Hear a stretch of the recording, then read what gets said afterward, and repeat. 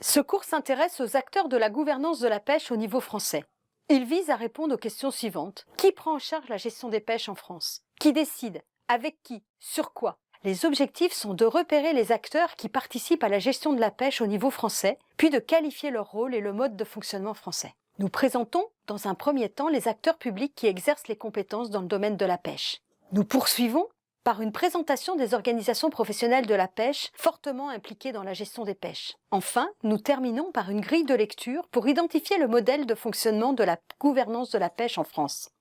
Dans un premier temps, nous nous intéressons aux acteurs publics en charge de la gestion des pêches en France. Si l'État a laissé de nombreuses compétences aux collectivités territoriales depuis les années 80, ce n'est toutefois pas le cas dans le domaine de la pêche et de la mer. Les collectivités territoriales ont peu de compétences. Seul le conseil régional met en œuvre quelques mesures régionalisées de la PCP. Les ports peuvent être gérés par les conseils départementaux ou régionaux. L'État a donc en charge la plupart des activités en mer.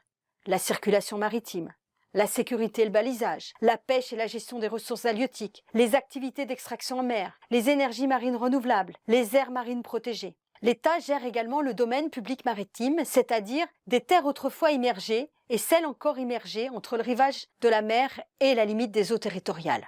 Voyons comment l'État s'organise pour gérer la pêche. L'État est organisé selon les secteurs d'activité et selon le territoire que l'administration prend en charge. Les politistes parlent d'une double organisation. La première est horizontale, un État sectoriel pour les administrations qui prennent en charge ici un secteur, ici la pêche, et un État territorial pour les administrations qui s'occupent en particulier d'une échelle territoriale, un département ou une région ou un bassin maritime.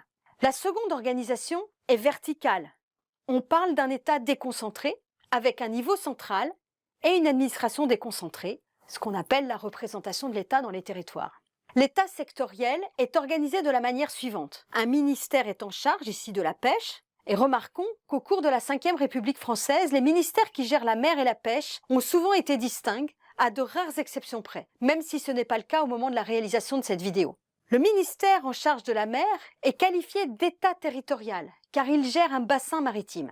L'administration en charge de la pêche se nomme la Direction générale des affaires maritimes, de la pêche et de l'aquaculture, ou DGAMPA.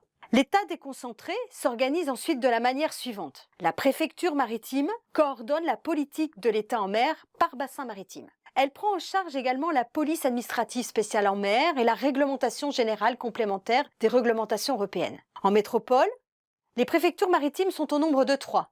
Manche, mer du Nord, Atlantique et Méditerranée. La préfecture de région prend en charge la réglementation des pêches en vue de protéger les ressources et la délivrance de certains droits de pêche. La préfecture maritime et la préfecture de région partagent une même administration, la direction interrégionale de la mer, appelée DIRM. La préfecture de département mobilise la direction mer et littoral de la direction départementale des territoires et de la mer, donc la DML de la DDTM. Elles prennent en charge la gestion du domaine public maritime, les concessions des cultures marines, la détermination des points de débarquement et la réglementation de certaines pêches. Alors passons maintenant aux organisations professionnelles qui sont elles aussi impliquées dans la gestion des pêches. En France, 2 grandes organisations ou structures professionnelles interviennent dans la gestion des pêches. Les organisations de producteurs et les comités des pêches et des élevages marins. Les organisations de producteurs, qu'on appelle OP, jouent un rôle d'interface entre la production et le marché dans l'objectif d'organiser l'activité des pêcheurs sur le plan économique. Soulignons que contrairement aux choix faits dans d'autres États membres, l'adhésion à une OP en France n'est pas obligatoire pour les pêcheurs. Les OP occupent une fonction importante dans la planification de la production et la gestion de la ressource. Les autorités européennes ont proposé que les OP répartissent et suivent la répartition et le suivi des quotas de pêche de leurs adhérents. L'État français a privilégié une gestion collective des quotas au sein des OP. Les OP se voient donc attribuer des sous-quotas qu'elles répartissent ensuite à leurs adhérents. Les OP interviennent également dans la mise en place de stratégies commerciales et de mise en marché en totalité ou en partie des produits de la mer de leurs adhérents. En France, il y a une quinzaine d'organisations de producteurs, de pêcheurs. Ils sont toutes adhérentes d'associations ou fédérations nationales qui sont elles-mêmes interlocutrices de l'État. Ces associations nationales adhèrent à une association européenne, elle-même interlocutrice des institutions de l'Union européenne. Les seconds acteurs professionnels importants sont les comités des pêches maritimes. et des élevages marins. Leur mission est la représentation des intérêts de la profession, l'encadrement des pêcheries maritimes et la participation active au débat sur les réglementations et les politiques de la pêche.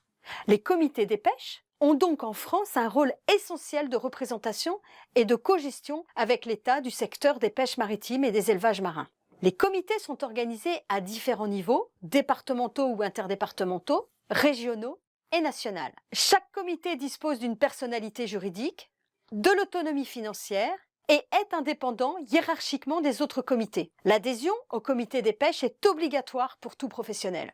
La gouvernance actuelle en France date d'après la Seconde Guerre mondiale. Il s'agit d'une gouvernance sectorielle de la pêche, c'est-à-dire une prise en charge politique qui cible uniquement l'activité de pêche. Cette gouvernance est appelée cogestion. Elle se caractérise par un système de représentation des intérêts avec peu d'interlocuteurs, les comités des pêches et les associations nationales d'organisations de producteurs. Cette cogestion permet d'articuler revendications et soutien politique au sein de la filière et d'organiser des espaces de dialogue à chaque échelle territoriale entre les services de l'État et les comités des pêches. L'État, donc, demeure important à différents niveaux, comme en témoigne le schéma présenté ici. En conclusion, ce qu'il faut retenir de ce cours: la pêche fait l'objet d'une gestion sectorielle en France qui se caractérise par la mise en place d'une cogestion entre l'État et les représentants professionnels de la pêche.